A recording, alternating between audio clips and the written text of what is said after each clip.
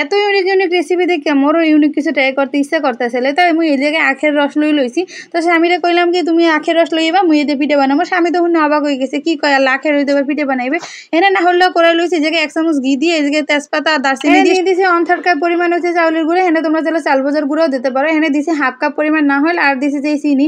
তো এর 1 চামচ পরিমাণ চিনি দিছি, এটা নাড়িয়ে লইছি। আর যে আখের গুঁড়ো আমি একাল টানাইয়া 1 কাপ বানাইছি, এটার 1/2 কাপ পরিমাণ এই জায়গায় আমি দিয়ে দিমু। আর এই জায়গায় দিয়ে দিছি 1 কাপ ময়দা আর 1 কাপ হচ্ছে যে চাউলের গুঁড়া। এবার লবণ দিয়ে আর হচ্ছে যে 3 চামচ পরিমাণ দিমু এই জায়গায় হচ্ছে গুঁড়া দুধ। এটারে দিয়ে ভালো করে এটা রাখাল হাত দিয়ে মাখাই লইতে হবে, তাতে সবগুলো সব সুন্দর করে মিশে যায়। এই যে ভালো করে মাখা করা হয়ে গেলে এইবার মুই এই জায়গায় দিয়ে দিমু লইতে যে মুই যে আখের গুঁড়ো রাখছিলাম অর্ধেকটা পরিমাণ এর মধ্যে দিয়ে দিমু। এটার রসটা টানাই এককালে কিন্তু এই হয়ে লাইছি। এটা একটু টক লাগে কিন্তু খাইতে কিন্তু অনেক মজা লাগছিল। এই জায়গায় সুন্দর করে মিশিয়ে হয়ে গেছে। এবার মুই এই জায়গায় কিছুটা গরম পানি অ্যাড করবো, হালকা কুসুম গরম, এককালে গরম দেওয়া যাবে না। তো পানিটা আমি আগে একটু উঠিয়ে রাখছিলাম, এই কুসুম গরম পানিটা এই জায়গায় দিয়ে দিলাম। এটা এককালে কেমন জানি হাতে লাগিয়ে পড়তেছিল। এই জায়গায় মুই কিন্তু আরও কিছুটা চাউলের গুঁড়ো অ্যাড করছি। এনে ময়দা দেওয়া যাবে না, এরপর কিন্তু চাউলের গুঁড়ো দেওয়া লাগবে। এবার সুন্দর করে মাখাই জোখাই রেখে দিছি। এটা 10 মিনিট রেখে রেস্টে রাখার পর দেখবা না এটা এককালে শক্ত হয়ে গেছে, এর মধ্যে লাটাপটা থাকবে না। তো শক্ত হয়ে গেছে, এটার এককালে ভালো করে মথে নিতে হবে, ভিতরে কোনো দানা দানা অংশ না থাকে, ভালো করে মথা হয়ে যাবে এককালে সুন্দর করে। এরপর আমি এটা আধ দিয়ে একটু লেসি কেটে লইছি।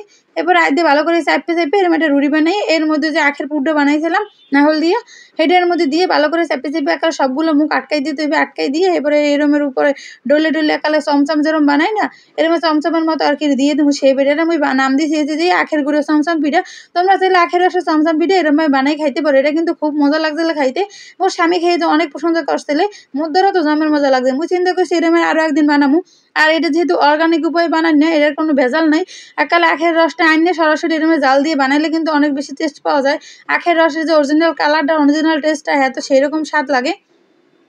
তো মুই কিন্তু আরও একটা পিঠা এরমে দেখাই দিতেছি কিরম করছি। এককালে এরমে লম্বা চামচাপে শেপ এরমে একটু ডলা দিলেই কিন্তু হয়ে যাবে।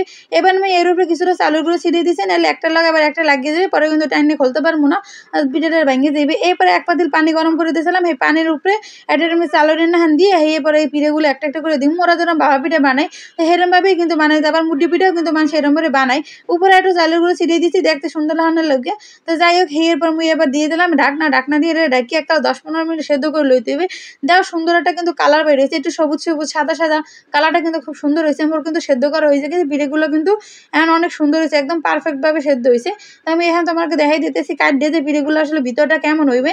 এতে দেখো এরমের পুলি পিঠার ভিতরে যারা পুরটা দিলে যেরকম হয় সেরম ভাবেই কিন্তু হইবে। আর এটা কিন্তু খাইতে অনেক বেশি মজা লাগে। তোমরা চাইলে কিন্তু এই ইউনিক রেসিপিটা ট্রাই করতে পারো। মুই কিন্তু অনেক সার্চ দিয়েছিলাম, এই পিঠাটা কিন্তু পাই নাই। তো চিন্তা করলাম মুই এটা তোমাকে দ্বারা শেয়ার করি, তোমাকেও ভালো লাগবে না মোরও ভালো লাগবে না। তোমরা যদি দেখো আর এরকম যদি বানাই খাও অবশ্যই কমেন্ট করে জানাবা।